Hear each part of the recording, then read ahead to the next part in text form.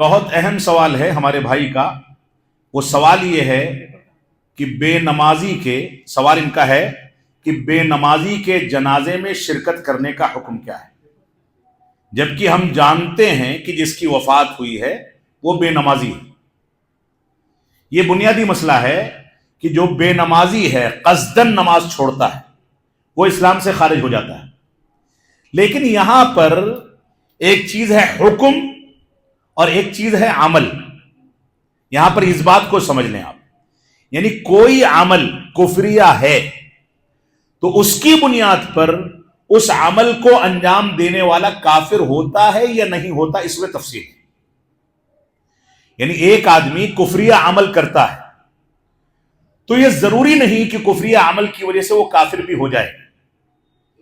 تو جب تک اس کے اوپر کفر کا حکم نہیں لگتا ہے، حجت قائم نہیں کی جاتی، جب تک اس کو مسلمانوں کی صف میں شامل مانا جائے گا اور اس کی نماز جنازہ پڑھی جائے گی. اور یہاں پر احتیاط کا تقاضا یہ ہے، بعض علماء اس بات کی تفصیل ذکر کرتے ہیں کہ جو علماء یا نامور علماء ہیں، بڑے علماء ہیں، وہ ایسے جنازوں میں شرکت کرنے سے پرہیز کریں تاکہ ان کی شرکت نہ ہونے کے نتیجے میں لوگ نصیحت حاصل کریں اور عبرت پکڑیں. لیکن عوام کے لیے شرکت کرنے میں کوئی حرج کی بات نہیں ہونی چاہیے، الا یہ کہ وہ آدمی کھلم کھلا کفر یا شرک اکبر کرتا رہا ہو اور اس کے کفر اور شرک پر حکم لگا دیا گیا، تب تو اس کی جنازے کی نماز ہی نہیں پڑھی جائے گی.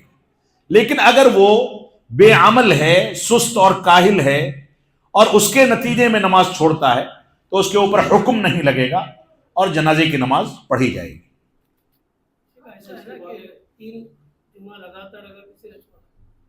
وہی ہے مسئلہ، وہی ہے.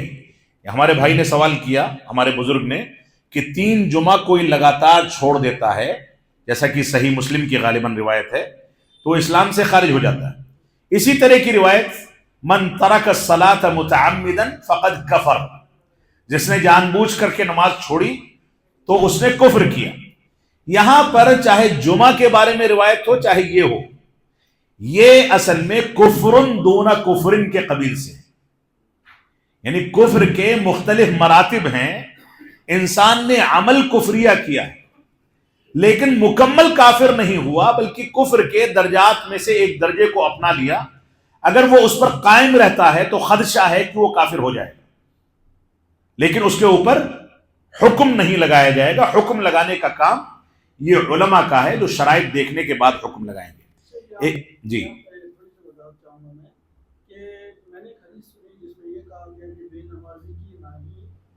نہیں، یہ علماء کے اقوال ہیں، یہ علماء کے اقوال ہیں کہ بے نمازی کی نماز جنازہ نہ پڑھی جائے، نہ غسل دیا جائے.